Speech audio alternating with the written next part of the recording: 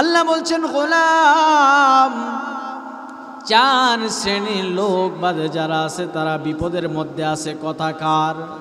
কথা হচ্ছে আমার আল্লাহর। আল্লাহ বলছেন 1 নম্বরে যারা ঈমান আনে না, 2 নম্বরে যারা, আল্লাহ তাআলা বলছেন গোলাম যারা মানুষকে সৎ কাজের আদেশ দেয় না, যারা মানুষকে অসৎ কাজ থেকে দূরে রাখে না। এখন বলেন তো দেখি, যদি সৎ কাজের আদেশ দেয়, কথা বলেন তো দেখি, এক শ্রেণীর মানুষ আছে যারা সৎ কাজের আদেশ দিতে গেলে বলে হুজুর মৌলবাদ, হুজুর রাজনীতি করে, হুজুর কেন কোরআনের কথা বলতে সে দলের বিরুদ্ধে কথা বলতে যায়। আমি যদি এখন মানুষকে অসৎ কাজ থেকে দূরে সরে আনতে যাই, বলেন কোরআন দিয়ে কথা বলতে গেলে যদি মানুষ বলে রাজনীতি করি, বুঝতে হবে ওর ঈমানের ভিতর দুর্বলতা আছে। কথা বলেন ঠিক কিনা?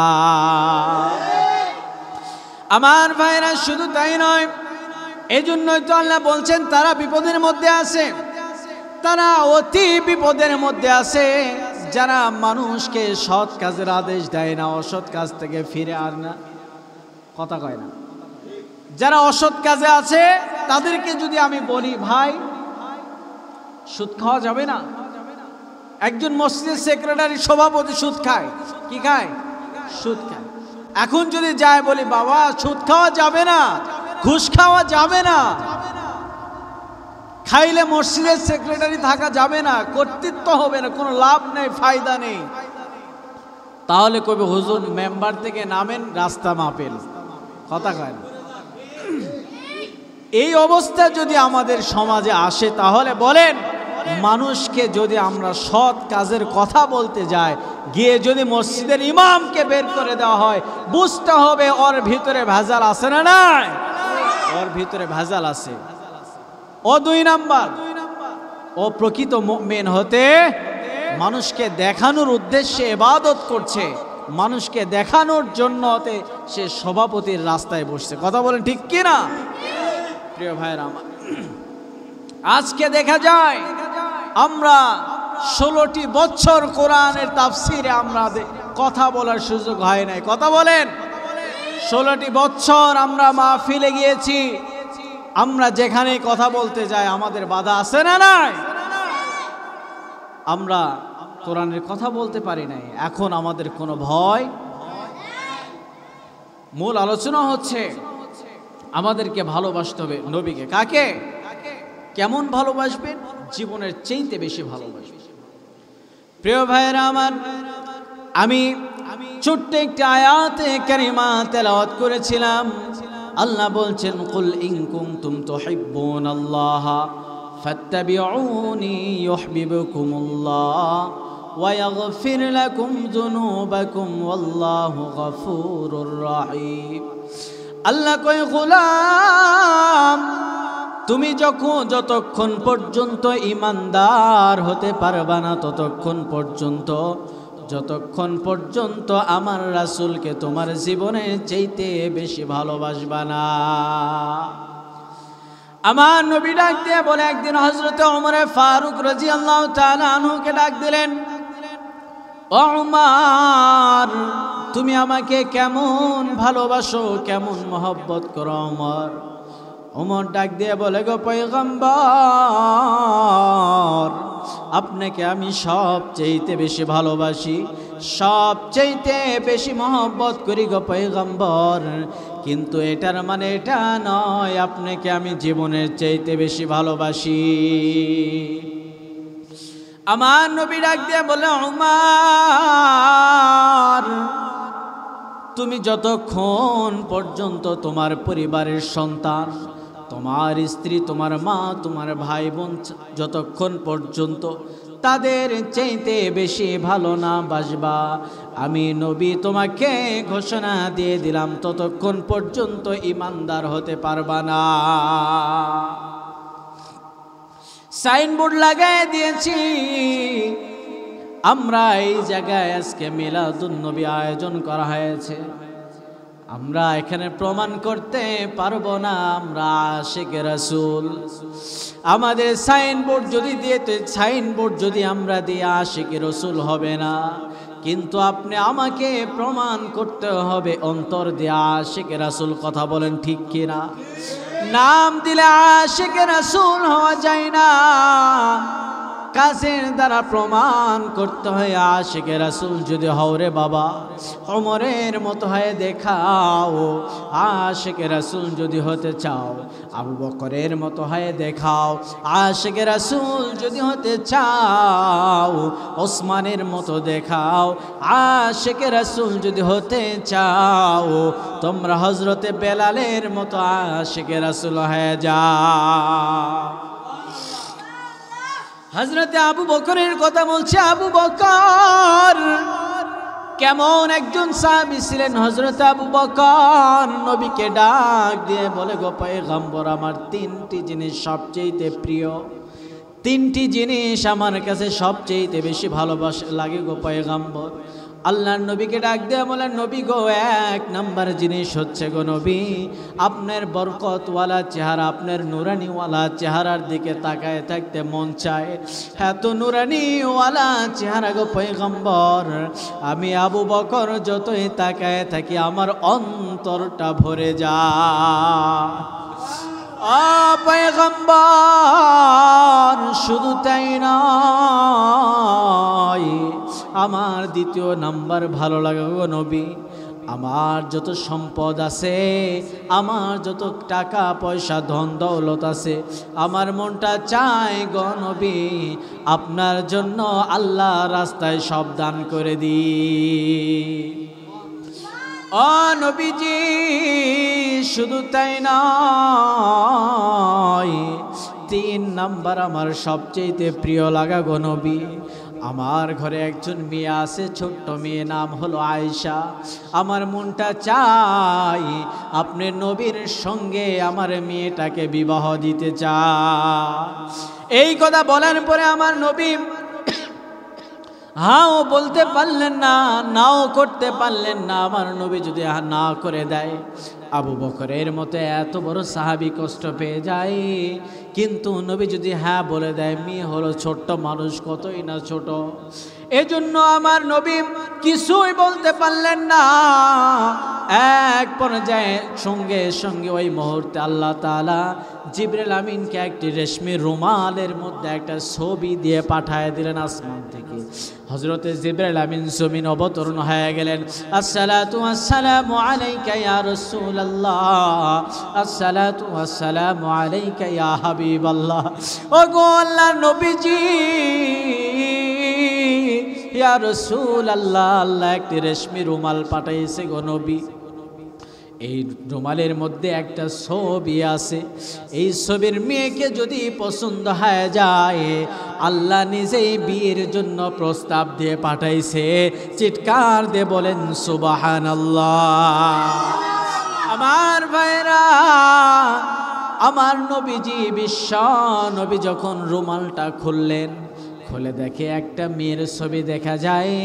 ওই মেয়ের ছবিটা সঙ্গে সঙ্গে বের করে সামনে বসা হযরত আবু বকর সিদ্দিক রাদিয়াল্লাহু তাআলা আনহু। আবু বকরকে বলে, রে ভাই আবু বকর, দেখো তো এই রুমালের এই মেয়ের ছবিকে চিনতে পারো নাকি? এই মেয়েকে চেনা যায় নাকি রে আবু বকর? আবু বকর ডাক দিয়ে বলে, গো পয়গম্বর, রুমালের মধ্যে যে মেয়ের ছবি দেখা যায়, এটা আর অন্য কোনো ছবি মেয়ে না, এটাই হলো আমার মেয়ে হযরত আয়েশা রাদিয়াল্লাহু তাআলা আনহা। আমার নবী ডাক দিয়ে বলে, রে ও আবু বকর, যেহেতু আল্লাহ নিজেই প্রস্তাব পাঠায় দিছে রে আবু বকর, আমি আর দেখতে চাই না তোমার মেয়ে ছোট না বড়, আমি জানতেও চাই না তোমার মেয়ে কেমন, আমি জানতেও চাই না তোমার মেয়ের বয়স কত। যেহেতু আল্লাহ আদেশ করেছেন, প্রস্তাব পাঠাইছেন, অতএব আমি নবীও এই বিয়ের মধ্যে রাজি হয়ে গেলাম। আজকে যারা বলে এই বিয়ে করেছে আমার নবী, একের অধিক নবীজি বিবাহ করেছেন। এখান থেকে বোঝা গেল নবী নিজের ইচ্ছায় বিবাহ করে নাই, স্বয়ং আল্লাহর আদেশ ছিল। কথা বল, আমার নবী মেয়ে লোভে পড়ে বিবাহ করেছে, নারীদের লোভে পড়ে মেয়ে বিবাহ করেছে পয়গাম্বর। এক শ্রেণীর লোক আমার নবীকে লুচ্চা নবী বলে গালি দেয়, এক শ্রেণীর মানুষ পাওয়া যায় আমার নবীকে ভণ্ড নবী বলে গালি দেয়, এক শ্রেণীর মানুষ পাওয়া যায় বলে নারী লোভে পড়ে মোহাম্মদ বিবাহ করেছে। কিন্তু আজকে দেখা গেল আল্লাহর আদেশ ও মানতে গিয়ে আল্লাহর অনুমতিতে আল্লাহর আদেশে বিবাহ করেছে। মুসলমান, আপনাদেরকে মনে রাখতে হবে আমার আল্লাহর আদেশে বিবাহ করেছে। এজন্যই আমাদের শরীরে বিন্দু পরিমাণ রক্ত থাকা পর্যন্ত ওই বেঈমানদের আমরা কোনোভাবে ছেড়ে দিতে রাজি নাই। আমাদের শরীরে রক্ত থাকা পর্যন্ত যারা নবীকে গালি দেয়, এই সমস্ত কুলাঙ্গারদেরকে আমরা কোনোভাবে ছেড়ে দিব না। কথা বলেন ঠিক কিনা? মানি না, মানব না, মানতে পারি না আল্লাহ রসুলের অবমাননা। মানি না, মানব না, মানতে পারি না আল্লাহ রসুলের অবমাননা। অবমাননাকারীরা রক্ষা পাবি না, অবমাননাকারীরা রক্ষা পাবি না। মানি না, মানব না, মানতে পারি না আল্লাহ নবীজির অবমাননা। মানি না, মানব না, মানতে পারি না আল্লাহ রাসূলের অবমাননা। আশিকে রাসূল যদি হতে হয় আবু বকরের মতো হয়ে দেখাও। আশিকে রাসূল যদি হতে হয় হযরতে বেলাল রাদিয়াল্লাহু তাআলা আনহুর মতো হয়ে দেখাও। হযরতে বেলাল কেমন আশিকে রাসূলের পাগল ছিলেন। আমার ভাইরা, নবী যখন দুনিয়া ছেড়ে বিদায় নিয়ে চলে যায়, আমার ভাইরা একটু গভীর মনোযোগ দিয়ে কথাগুলো শোনেন। আমার নবী যেদিন মারা যায় 2 থেকে 3 দিন পরে হযরত আবু বকর, হযরতে ওমর, হযরতে আলী, উসমান সকলেই মিলে নামাজের মুসল্লায় দাঁড়ায় গেছে। হযরতে সবাই যখন নামাজ আরম্ভ করে দিলেন, নামাজ আদায় করার পর হযরতে বেলাল একটা গাঠুরি বেঁধে হযরত আবু বকরের কাছে চলে গেছে। ও ভাই আবু বকর, বিদায় দাও, আমি আর মদিনায় থাকবো না রে ভাই আবু বকর, বিদায় দাও, আমি আর মদিনায় থাকবো না। আবু বকর বলে, কেন রে বেলাল, কেন, তোমার কি হয়েছে আমাকে বলো। বেলাল বলে, না রে ভাই আবু বকর, আমার মনটা মানে না, আমি আর মদিনায় থাকবো না। আবু বকর ডাক দিয়া বলে, বুঝতে পেরেছি, যখন নবীজি দুনিয়ায় জীবিত ছিল তার নবীর কাছ থেকে টাকা নিয়ে তুমি তোমার জীবন চালাতে, এখন ভাবতেছো নবী নাই, কে তোমাকে টাকা দিবে, কে তোমাকে পয়সা দিবে। রে বেলাল, টেনশন করার কোনো দরকার নাই, পেরেশান হয় না রে আবু বেলাল, আমি আবু বকর তোমাকে ধন দৌলত টাকা পয়সা তোমাকে দিয়ে সহযোগিতা করব। আমার ভাইরা, এই কথা যখন হযরতে বেলালকে যখন বলল, হযরতে বেলাল ডাক দেয়া বলে, না গো ভাই না, তুমি আমাকে 1000 কোটি টাকা দিলেও আমি মদিনায় থাকতে রাজি নাই। আবু বকর ডাক দেয়া বলে, কেন তুমি মদিনায় থাকবা না, কি হয়েছে, তুমি আমাকে ঘটনাগুলো খুলে বলো রে বেলাল। বেলাল রাদিয়াল্লাহু তাআলা আনহু ডাক দেয়া বলে, ভাই নবীর মদিনা ছেড়ে দুনিয়া ছেড়ে চলে গেছে, তোমরা নবীর রওজা মোবারক দেখে সহ্য করতে পারো, কিন্তু আমি বেলাল নবীর রওজা মোবারক দেখে কোনোভাবে আমি বেলাল সহ্য করতে পারি না।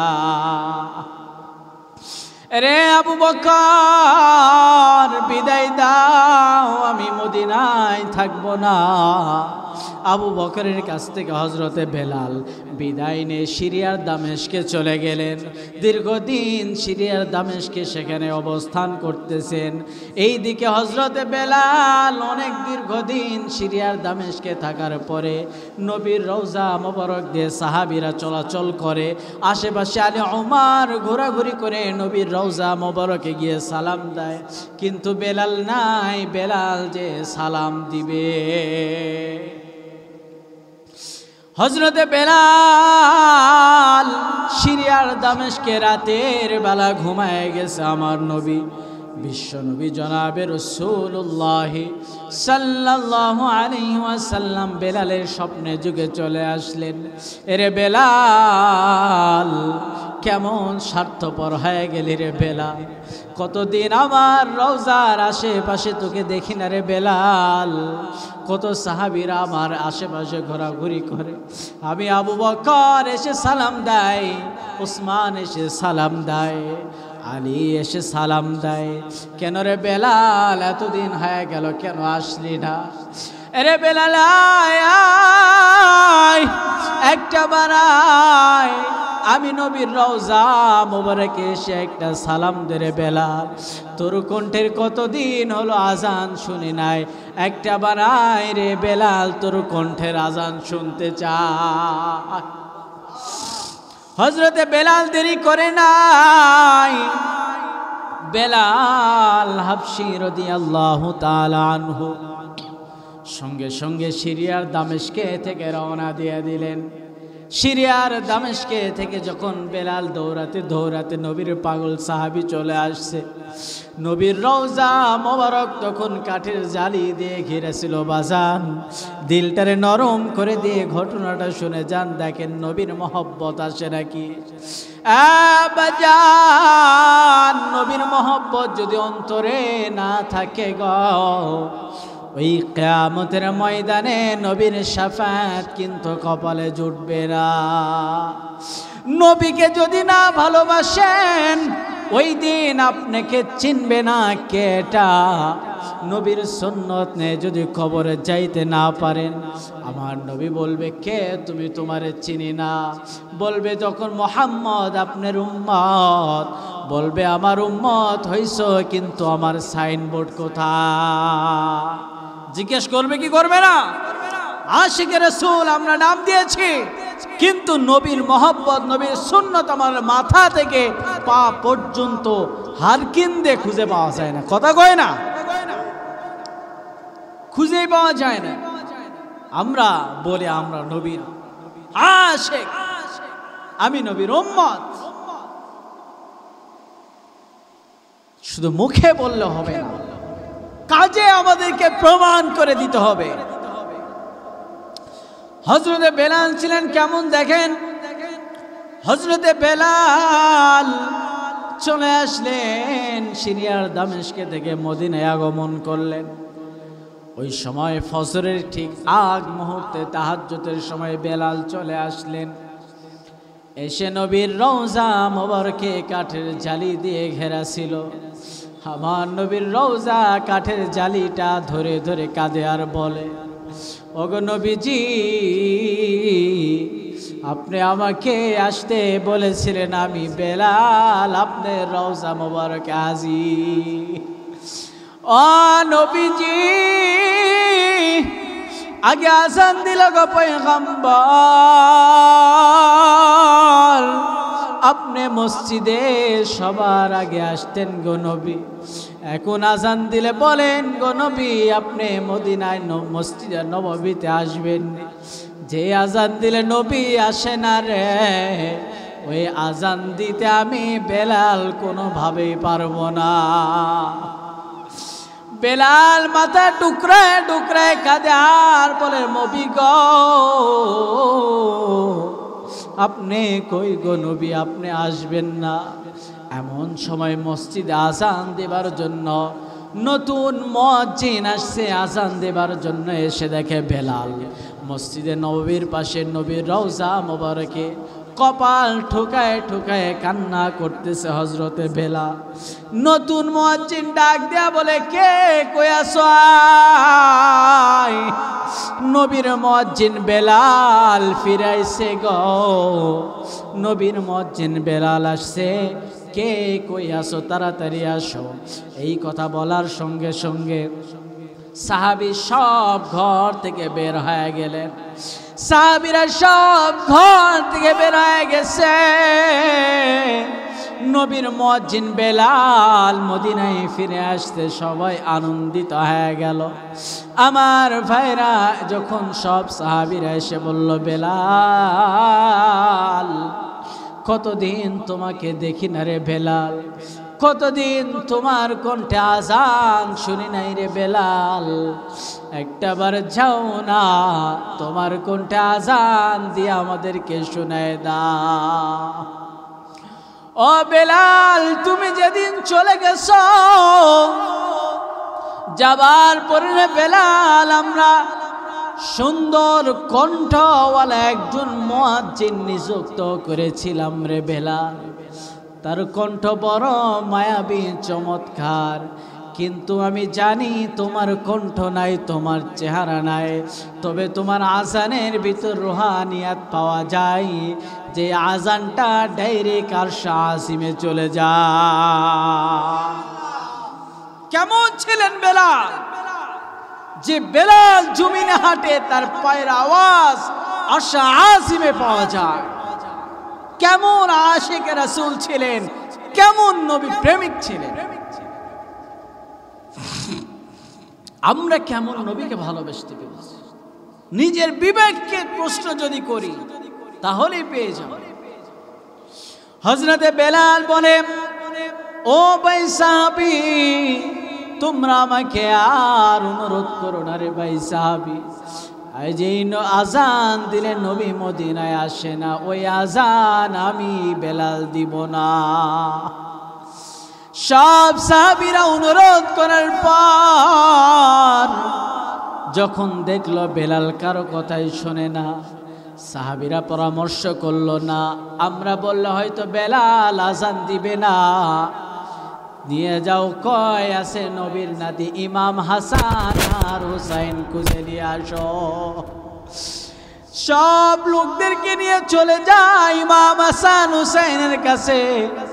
বেলাল নবীর নাতি ইমাম হাসান হুসাইনকে দেখে বুকের মধ্যে জড়ায়া বলে, ও আমার নবীর নাতি ইমাম হাসান, ও ইমাম হুসাইন, তোমাদেরকে দেখলে আমার মনে হয় আমি আমার নবীর চেহারার দিকে তাকায় আছি, তার কারণ আমার নবীর চোখের মতো চোখ ছিল ইমাম হাসান হুসাইন, আমার নবীর কপালের মতো কপাল ছিল ইমাম হাসান আর হুসাইনের। আমার নবীর চেহারার মধ্যে চেহারার মিল পাওয়া যায় ইমাম হাসান হুসাইনের চেহারার মধ্যে। নবীজি ডাক দেয়া বলে, ইমাম হাসান হুসাইন রে, ও ইমাম হাসান হুসাইন কই তোরা? বেলাল বুকের মধ্যে জড়ায় বলে, ও নানার মুয়াজ্জিন।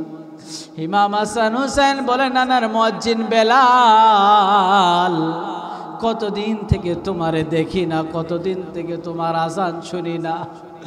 আরে নানার মুয়াজ্জিন বেলাল, আয়না যাও, একটা বার আজান শোনায় দিয়ে আমাদের মদিনাবাসীকে ধন্য করে দাও।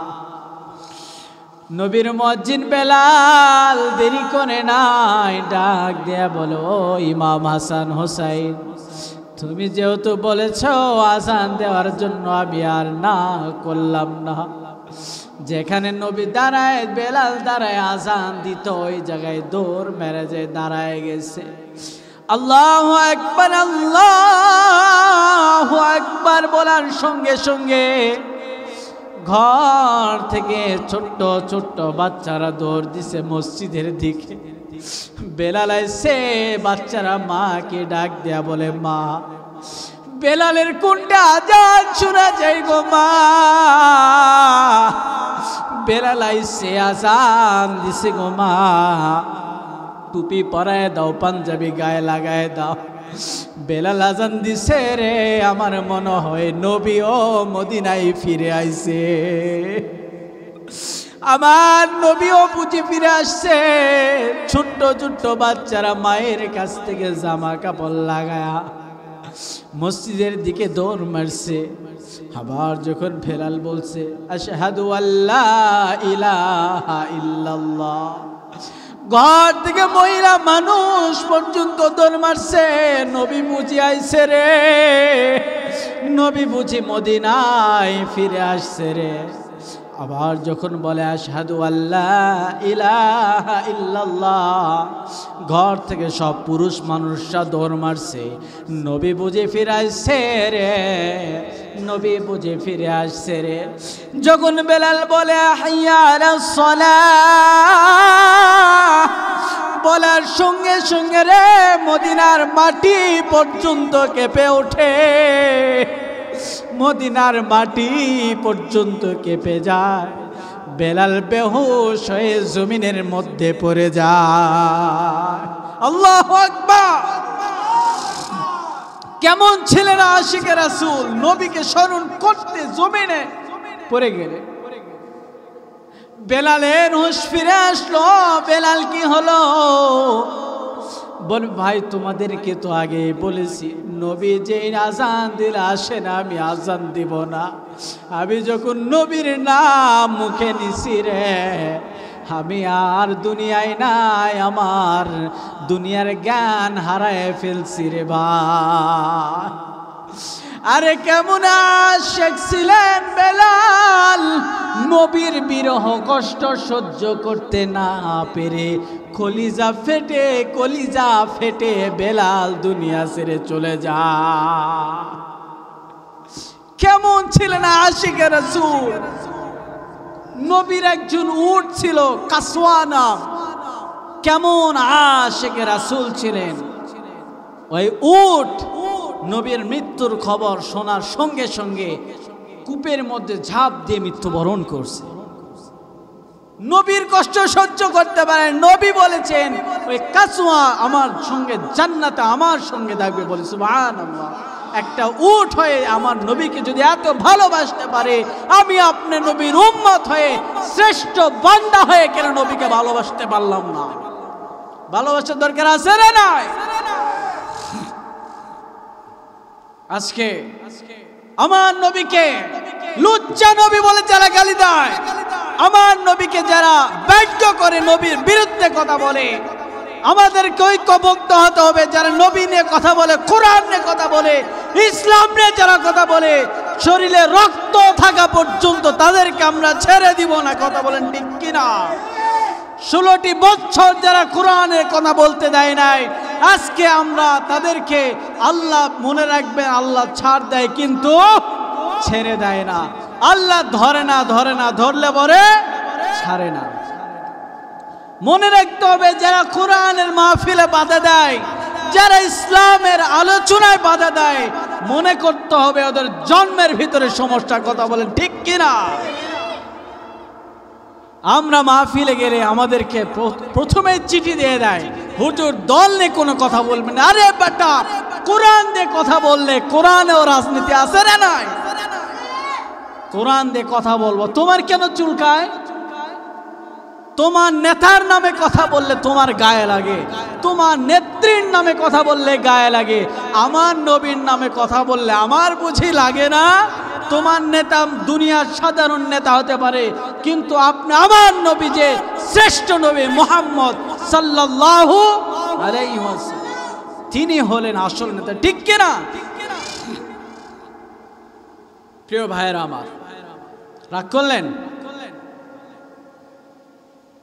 আমরা কোরআনের মাহফিলে, আমি একটা সিরাজগঞ্জে মাহফিলে গিয়েছিলাম গত বছর। কি দোষ দেবেন নাকি আপনি? আল্লাহ কি কোরআন নাজিল করার সময় কাউকে ভয় পেয়ে কি নাজিল করেছেন? আমরা বলতে কেন ভয় করব? আমরা ভয় করব কেন? বুঝতে হবে আমাদেরকে। বিগত যারা চলে গিয়েছেন, ফেরাউনকে কিন্তু আল্লাহ ছাড় দেয় নাই, নমরুদকে ছাড় দেয় নাই, কারণ তার সম্পদ জমিনে গ্রাস হয়ে গেছে। আজকে যে স্বৈরাচাররা ছিল, আপনারা প্রমাণ, তারাও কিন্তু বাংলার জমিনে 1 ঘন্টাও থাকতে পারে না। বুঝতে হবে কেমন আপনি নেত্রী হলেন যে আপনি 1 ঘন্টাও আপনি থাকতে পারলেন। প্রিয় ভাইয়েরা আমার, এজন্য আমাদেরকে নবীর আশিকে রাসূল হওয়া দরকার আছে না নাই? সম্মানিত ভাইয়েরা আমার, আমার আল্লাহ তাআলা বলছেন, ও গোলাম তোমরা শুনে নাও, আমি আল্লাহ পাক রব্বুল আলামিন বান্দা তোমাদেরকে জন্য পুরস্কার দিলাম জান্নাত, পুরস্কার হিসাবে দিয়ে দিলাম জান্নাত। হেরে মানুষ, তোমরা কেন বুঝো না রে? আল্লাহ তোমাদেরকে এত সম্মান দিয়ে বানাইছে। আল্লাহ বলেন, বান্দা আমি আল্লাহ তোমাদেরকে সবচেয়ে সম্মানিত করলাম এবং আমি আল্লাহ ঘোষণা দিয়ে দিলাম, ওয়ালাকাদ কাররামনা বানি আদম, এই পুরা জমিন আসমানের ভিতরে সবচেয়ে শ্রেষ্ঠ বান্দা হচ্ছে বনি আদম। মানুষ যখন মারা যায় আমরা দোয়া পড়ি কি পড়ি না? কি পড়ি আমরা? মিনহা খলাকনাকুম ওয়া ফিহা নুঈদুকুম ওয়া মিনহা নুখরিজুকুম তারাতান উখরা। মানুষ যখন মারা যায় আমরা এই দোয়াটা পড়ি। আল্লাহ কি বলছেন আসেন কোরআন থেকে জেনে নিই। আল্লাহ বলছেন, রে গোলাম তোমাকে আমি আল্লাহ মাটি থেকে সৃষ্টি করলাম এবং তোমাকে মাটিতেই রেখে গেলাম। ওয়া মিনহা নুখরিজুকুম তারাতান উখরা, এবং আমি আল্লাহ রব্বুল আলামিন এই মাটি থেকে তোমাকে পুনরায় জিন্দা করব। কথাকার পুনরায় মাটি থেকে আমাদেরকে আবার। কত মানুষ দেখলাম মানুষ মারা যাবার পর কেন রে ভাই বড়ই পাতার পানি দিয়ে গোসলটা করায় দেয়। কত পাতাই না পাওয়া যায়, আম পাতা পাওয়া যায়, জাম পাতা পাওয়া যায়, খেজুর পাতা পাওয়া যায়, কেন বড়ই পাতার পানি দিয়ে আপনাকে আমাকে শেষ গোসল করায় দেয়? কেন রে ভাই জানেন? কেন আপনাকে আমাকে সাদা কাপড়ের প্যাকেট বানায় দেয়? কত লাল কাপড়, নীল কাপড়, কত কাপড় দেখলাম, কোনো কাপড় তো দেখে না, কোনো কাপড় তো দেয় না। একজন কোটিপতিও যদি মারা যায় যেই কাপড় দেয়, একজন রিক্সাওয়ালা বাবাও যদি মারা যায় সেই কাপড়ে কিন্তু দেয়। রেশমি কাপড়ও দেয় না, বড় জাপানি কাপড়ও কিন্তু দেয় না। সিম্পল সাদা কাপড়টা পেঁচায়া প্যাকেট বানায়া বান্দা তোমাকে আমাকে এক নতুন ঘরের বাসিন্দা বানায় দেয়। এ যুবক, যখন তুমি আমি মারা যাব নেককার হয়ে, মুমিন হয়ে, মনে করেন এই এলাকা থেকে একজন ঈমানদার মুমিন বান্দা মারা গেছে আপনাদের এই মধ্য দুর্গাপুর এলাকা থেকে। মানুষটা মারা যাবার সঙ্গে সঙ্গে আল্লাহ তাআলা জিবরাইল আমিনের আজরাইলকে দিয়ে একটা রেশমি কাপড় রুমাল পাঠায় দেয়।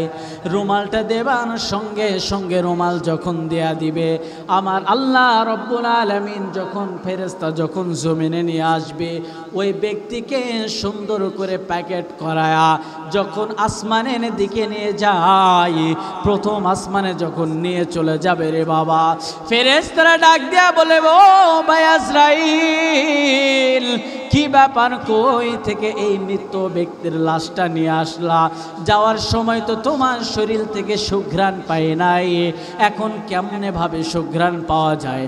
তখন আজরাইল বলবে, কথার কথা বলতেছি, তখন বলবে মধ্য দুর্গাপুর থেকে এই লাশটি নিয়ে আসছি, অমুক এলাকার অমুক ব্যক্তির লাশ, তার শরীর থেকে জান্নাতি মেশকে আম্বারের সুঘ্রাণ পাওয়া যায়। আল্লাহ তাআলা তখন বলবেন, ওই ফেরেশতারা প্রথম আসমানে তাকে সালাম দিবে রে বাবা। দ্বিতীয় আসমানে যাবার পর ওই ফেরেশতারাও তাকে সালাম দিবে। তৃতীয় আসমানে যাবার পর তারাও তাকে সালাম দিবে। চতুর্থ আসমানেও তাকে সালাম দিবে। পঞ্চম আসমানেও সালাম দিবে। ষষ্ঠ আসমানেও তাকে সালাম দিবে। সপ্তম আসমানে যাওয়ার আগে আল্লাহ তাআলা ডাক দেয়া বলবে, ফেরেশতা ওরে আর নিয়ে যা যায়ও না, আমি আল্লাহ ওই বান্দার জন্য একটি জান্নাতে ঘর তৈরি করে রেখেছি। আল্লাহ বলবে আর দরকার নাই, বান্দার জন্য একটি সুন্দর ঘর তৈরি করে রেখেছি। আর যদি বলদ হয়, আর যদি বদকার হয়ে যদি মারা যায়, নাফরমান হয়ে যদি মারা যায়, বিপদের শেষ থাকবে না রে বাবা। কিন্তু কবর থেকে আপনার আযাব শুরু হয়ে যাবে মৃত্যু পর্যন্ত। কিয়ামতের ময়দানে হাসরের মাঠেও কিন্তু কঠিন বিচারের সম্মুখীন হওয়া লাগবে। আপনি আমি মনে করি আল্লাহ আমারে ভালোবাসে বুঝি, আল্লাহ আমার সম্পদ দেয় নাই, আল্লাহ আমার টাকা দেয় নাই, পয়সা দেয় নাই, আল্লাহ বুঝি আমারে ভালোই বাসে না। লোক আছে না নাই, সম্পদ দেয় নাই, ও কোচা আল্লাহ আমারে ভালোই বাসে না, রিস্কে চালায় খায়, এক বেলা খায় আরেক বেলা পায় না। আর এলাকার মেম্বার চেয়ারম্যান ঠ্যাঙের উপর ঠ্যাং দিয়ে খায় বড় বড় নেতারা, কোটি কোটি টাকার যারা মালিক হয়ে গেছে, অনেকে মনে করে রে ওদেরকে টাকা দিছে বিধায় আল্লাহ বুঝি ওদেরকে ভালোবাসে। এটার মানে কি? এটা আল্লাহ কি সম্পদ দিয়ে বোঝায় যে আমি বান্দারে ভালোবাসি? না, এটাই যদি হতো, সম্পদ দিয়েই যদি ভালোবাসার মাপকাঠি হতো, বলেন তো দেখি কারুন একজন ধনাঢ্য ব্যক্তি ছিল, তার নামও তো আল্লাহর প্রিয় বান্দার তালিকায় থাকতো, ঠিক কিনা? আছে কি? আমি যদি আপনারা বলি ভাই আপনি আসছেন, আপনার সন্তান হয়েছে ভূমিষ্ঠ, আপনার সন্তানকে আমি প্রতি মাসে 1000 টাকা বেতন দেবো, কারণ রাখেন, আপনি কি রাখবেন? আপনার সন্তানের নামটা ফেরাউন রাখেন, আপনি কি রাখবেন? কবেন হুজুর ময়রা গেলেও তো রাখবো না, তো জীবন গেলেও তো রাখবো না, না খায়া থাকে ময়রা দামো তারপরও এ নাম রাখবো না। কেন রাখবেন না? তারা তো একজন প্রভাবশালী ছিল, টাকা পয়সাওয়ালা ছিল, রাখবেন না কেন? বলে তারা দুনিয়াতে রাজত্ব করেছে, কিন্তু আল্লাহর কাছে তারা অতি নিকৃষ্ট জঘন্য ব্যক্তি। কথা বলেন ঠিক কিনা?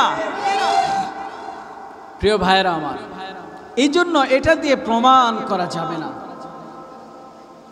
এটা দিয়ে প্রমাণ করা যাবে না যে আল্লাহ তাআলা আমাকে ভালোবাসে। আল্লাহ যদি এটাই দ্বারা প্রমাণ করত, আল্লাহ পাক রব্বুল আলামিন জানায় দিতেন রে বান্দা তোমরা শোনো, এটাই দ্বারা যদি প্রমাণ করত তোমারে আমি ভালোবাসি, তাহলে কারণ কেউ আল্লাহর ভালোবাসার খাতায় থাকতো, ঠিক কিনা? আল্লাহর ভালোবাসার খাতায় তারাও থাকতো। কারুনের আল্লাহ সম্পদ দান করলেন, আল্লাহর পক্ষ থেকে ওহী নাযিল হয়ে গেল, আল্লাহর পক্ষ থেকে আদেশ এসে গেল, এরে কারণ তোমার সম্পদের যাকাত দাও, তোমার সম্পদের যাকাত দাও, তোমার সম্পদের যাকাত আদায় করো। কারণ বলছেন আমি আমার সম্পদের যাকাত দিতে পারবো না। কারুনের বন্ধুরা কারুনের সম্পদ দেখে বলে আল্লাহ কারুনকে এত সম্পদ দান করেছে, আল্লাহ বুঝি কারুনকে সবচেয়ে বেশি ভালোবাসে। এরা কারুনের বন্ধুরা এটা বলতো। আল্লাহ বলেন কারুন তোমার সম্পদের যাকাত দাও, দিল না। মূসা বারবার গিয়া বলেন কারুন তোমার সম্পদের যাকাত দাও, যাকাত দাও। আর যদি যাকাত না দাও রে কারুন, ইন্না আযাবি লাশাদীদ, আমার আল্লাহ রব্বুল আলামিন কিন্তু তোমাকে কঠিন শাস্তির মধ্যে কিন্তু আল্লাহ পাকড়াও করে ফেলবে। কারণ কয় সম্পদ আমার, আমি কেন তোমার রবের নামে যাকাত দিব? যুক্তি দেখছেন, সম্পদ তো আমার, আমি কেন যাকাত দিব? আল্লাহ কয় না সম্পদ আমি তোরে দিছি, এই জন্য তুই যাকাত দিবি। কিন্তু কারণ কয় না না আমি যাকাত দিতে রাজি নাই। এক পর্যায়ে কারণ বিরক্ত হয়ে গেল, বিরক্ত হয়ে ডাক দিয়া বলে ওই মূসা পয়গম্বরকে শায়েস্তা করা লাগবে। বাজার থেকে একজন পতিতা নারীকে ভাড়া করলেন আর বললেন, যাও যাও গিয়ে তুমি ওই মূসা যখন বয়ান করে মাঝখানে দাঁড়া যদি বলতে পারো মূসা পয়গম্বর আমি নারীর সাথে জিনা করেছে, নাউজুবিল্লাহ পড়ে, অপবাদ যদি দিতে পারো তোমারে আমি অনেক অনেক ভাবে পুরস্কৃত করে দিব। কিন্তু এই কথা বলার পর মহিলা মানুষ বসেন তো অল্পতেই হুঁশ বেহুশ, মহিলা মানুষ যা হয় অল্পতে লোভে ভরে যায়, অল্পতে কি হয়ে যায়, লোভে পড়ে। ওদের বুদ্ধি কথায় আসে না, হাঁটুর নিচে বুদ্ধি, হাঁটুর নিচে কথায় আসে না। মহিলা মানুষ লোভে পড়ে গেছে। মহিলা একবার টাকার দিকে তাকায় আর একবার মূসা পয়গম্বরের দিকে তাকায়। কি করা যায়, টাকার পরিমাণ তো অনেক দেখা যায়, যাই হোক একটা চান্স তো নেওয়া যায়। মহিলা মানুষ চলে গেছে ওই মজলিসের ভিতরে দাঁড়ায়, এবার চেয়ারে বসে এবার দাঁড়ায় গেছে মূসা পয়গম্বরের নামে অপবাদ দেওয়ার জন্য। মূসা পয়গম্বরের নামে অপবাদ দেওয়ার জন্য যখন দাঁড়ায় গেছে, আল্লাহ তাআলা সহ্য করতে পারে নাই। আমার আল্লাহ রব্বুল আলামিন সঙ্গে সঙ্গে ওই মহিলার জবানটারে বন্ধ করে দিয়েছে। চালাকি সব জায়গায় চলে নাকি? দুনিয়ার সব মানুষের সাথে চালাকি করতে পারেন, কিন্তু আল্লাহ রব্বুল আলামিনের সাথে চালাকি করার ক্ষমতা। ছোট্ট একটা মিসাল দিই, 3 বন্ধু মিলে নদীর মধ্যে গেছে মাছ ধরার জন্য, যা আজানের সময় হয়ে গেছে। এবার কি করবে? 3 জনেই নামাজ পড়বে। কেউ কিছুই জানে না, কেউ কিচ্ছুই জানে না। এখন 3 জনের জুব্বা গায়ে দিছে, টুপি লাগাইছে, হে রে ঠেলে, হে রে ঠেলে, হে কয় তুই সামনে যা, হে কয় তুই সামনে যা। এবার ঠেলাঠেলি করতে করতে এক পর্যায়ে একজনের ঠেলে সামনে দিচ্ছে। দিবার পরে এবার বেচারা সূরা ফাতিহা কয়ে প্রথম রাকাতে সূরা নাস শুরু করছে। প্রথম রাকাতে সূরা নাস। এখন দ্বিতীয় রাকাতে কি পড়বে খুঁজে আর পায় না, কারণ নাসের পর আর কোনো সূরা আসেনি, খুঁজেই পায় না। আর দ্বিতীয় রাকাতে কি পড়বে? এইদিকে নৌকার মধ্যে নামাজ, বোঝেন তো ঝড় শুরু হয়ে গেছে গা, ঝড় চলতেছে। এমন সময় হে রে গুতায় দিয়ে কয়, ভাই ঝড় তো উঠছে, নামাজ পড়বি না নামাজ ছাড়বি? হে কয়, যেটা বলতেছিলাম প্রিয় ভাইরা, হে কয় তুমি নামাজ পড়ো, হে কয় তুমি নামাজ পড়ো। এক পর্যায়ে যখন নৌকা এদিক ওদিক দোল খাচ্ছে, তখন বলে, হে ঠেলা দিয়ে কয় যে ভাই নামাজ পড়বি না নামাজ ছাড়বি? পাশের ভাই কয়, হে নামাজের ভিতরে কথা কষ্ট না, নামাজ কিন্তু হবো না, নামাজ কিন্তু নষ্ট হয়ে যাইব গা। ইমাম সাহেব সামনে থেকে শুনে কয়, তুই তো জানিস নামাজের মধ্যে কথা কইলে নামাজ হয় না, তো তুই কইলি কা? তুই কথা কইলি কা? তোরও তো নামাজ শেষ। এখন কোন তো ইমাম সাহেবের নামাজ 3 জনের নামাজ আছে না গেছে?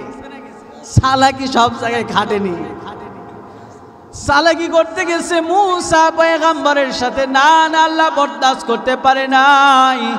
আমার আল্লাহ সঙ্গে সঙ্গে জবানটারে বন্ধ করে দিয়েছে। আমার আল্লাহ কয়, না বান্দা আমার সাথে চালাকি করতে পারবি না। মহিলা বসে পড়লেন, কি ব্যাপার, জবান দিয়ে কথা বের হয় না। আবার দাঁড়ায় গেছে, আল্লাহ আবার জবান বন্ধ করে দিছে। আবার তৃতীয়বার যখন চেষ্টা করে দেখে, না রে জবান খোলে না, জবান কেন বন্ধ হয়ে গেল? আল্লাহ তাআলা অটোমেটিক আমার জবানটারে বন্ধ করে দিয়েছে। মহিলা প্রতিজ্ঞা করলো, না না, আমি আর জিন্দেগিতে আল্লাহর নবীর নামে মিথ্যা কথা বলবো না। জীবন চলে যাবে রে, আমি নবীর নামে কোনোদিন অপবাদ দেব না। মালিক, আপনি আমার জবান খুলে দেন, আমি এই মুহূর্তে সব কুকর্মের কথা আমি ফাঁস করে দিব। আল্লাহ কয় যা যা তোর জবান খুলে দিলাম। আল্লাহ জবান খুলে দিলেন। মহিলা ডাক দিয়া বলে পয়গম্বর আমার বড় অন্যায় হয়েছে গো নবী, টাকার লোভে পড়ে আমাকে কারুন আমাকে ভাড়া করেছে আপনার নামে অপবাদ দেওয়ার জন্য। মূসা পয়গম্বর কিন্তু একজন রাগী মানুষ ছিলেন। মূসা ডাক দিয়া কয় ও আমার রব, দ্রুত করে তোমার মাটিকে আমার তাবে করে দাও, তোমার মাটিকে আমার আনুগত্য করার জন্য আদেশ করে দাও। আল্লাহ বললেন জানে মূসা যা, আমি আল্লাহ তোরে দিয়া দিলাম। মূসা ডাক দিয়া করে মাটি ধর ধর, কারুনকে ধর। ধর বলতে কারুন তার কোমর পর্যন্ত যত সম্পদ ছিল সব সম্পদ নিয়ে কোমর পর্যন্ত ডেবে যায়। আবার যখন মূসা ডাক দিয়া কয় ও মূসার আল্লাহ তুমি আমারে বাঁচাও, কারণ কয় ও মূসার আল্লাহ তুমি আমারে বাঁচাও। মূসা ডাক দিয়া কয় কেউ বাঁচাতে পারবে না। ও মাটি রে তুই কারুনকে ধরার মতো ধর, ধরার মতো ধর। কারণ সব সম্পদ সহ জমিনের নিচে ডাবতেছে ডাবতেছে ডাবতেছে। হাদিসের মধ্যে পাওয়া যায় এখনো ডাবতেছে, কিয়ামত পর্যন্ত ডাবতেই থাকবে। আল্লাহ বলেন ও কারুন, আল্লাহ বলেন মূসা রে তোমাকে কারণ যে সময় বলেছিল ও মূসার আল্লাহ আমারে বাঁচাও, এই কথা না বলে যদি আমারে বলতো ও আমার আল্লাহ তুমি আমারে বাঁচাও, এই কথা যদি বলতো ওই নিকৃষ্ট একজন বান্দাকেও আমি আল্লাহ ওই মুহূর্তে একটা বাঁচার রাস্তা বের করে দিতাম। আল্লাহ বান্দাকে কত ভালোবাসে প্রিয় ভাইরা আমার। এজন্য এখান থেকে আমাদের শিক্ষা নিতে হবে, সম্পদ থাকলেই এটা মনে করা যাবে না আল্লাহ আমারে ভালোবাসে। সম্পদবিহীন দিয়ে আল্লাহ কাউকে পরীক্ষা করে, কাউকে সম্মান দিয়ে আল্লাহ কাউকে পরীক্ষা করে, কাউকে সম্পদ দিয়ে আল্লাহ পরীক্ষা করে, কাউকে সম্মানের চেয়ারে বসায় আল্লাহ পরীক্ষা করে, কাউকে সম্মানের চেয়ারে বসায়া আল্লাহ জুতার বাড়ি দিয়ে জমিন থেকে বিতাড়িত করেছে। কথা বলেন ঠিক কিনা? এই জন্য সম্পদ থাকলে মনে করা যাবে না যে আল্লাহ বুঝি আমারে ভালোবাসে। সম্পদ থাকলেই মনে করা যাবে না যে আল্লাহ বুঝি আমারে ভালোবাসে। সম্পদ নাই বুঝি এটা মনে করা যাবে না আল্লাহ আমারে ভালোই বাসে না, ভালোই বাসে না। এটার মানে এটা নয়। আপনাকে মনে রাখতে হবে যে আল্লাহ কাকে কি দিয়ে পরীক্ষা করাচ্ছেন, আল্লাহ কাকে কোন ভাবে পরীক্ষা করাচ্ছেন। প্রিয় ভাইয়েরা আমার, এই জন্য আসেন আমরা একে অপরে যে যা করি না কেন, দুনিয়াতে যে যা দল পারি করি না কেন, কিন্তু আপনি আমার রব তো একজন, তিনি কে? ওই জায়গায় যায় কিন্তু আমরা সব এক, ঠিক কিনা? কে আওয়ামী লীগ, কে বিএনপি, কে জামাত, কে ইসলামী আন্দোলন, ওই জায়গায় কিন্তু এটার প্রশ্ন হবে না। প্রশ্ন একটা থাকবে, তুমি কে, তোমার রব কে, তোমার দিন কি, ঠিক কিনা? এটাই প্রশ্ন। যদি এটা প্রশ্নের উত্তর দিতে পারি, আনসার করতে পারি, তাহলে আপনি আমার জন্য রয়েছে সুসংবাদ। আল্লাহ বলছেন ওই মুমিনদের জন্য আমি আল্লাহ ঘোষণা দিয়ে দিলাম জান্নাতের। আর যারা ঈমান ছাড়া যারা দুনিয়াতে মৃত্যুবরণ করবে নাফরমান হয়ে, তাদের জন্য ঘোষণা দিয়ে দিলাম জাহান্নাম। এই জন্য আপনাকে আমাকে আল্লাহ আকল দিয়েছেন, বিবেক দিয়েছেন, জ্ঞান দিয়েছেন, বুদ্ধি দিয়েছেন। আপনাকে আমাকে বুঝতে হবে, পথ বেছে নিতে হবে, আপনি জান্নাতে যাবেন না জাহান্নামে যাবেন।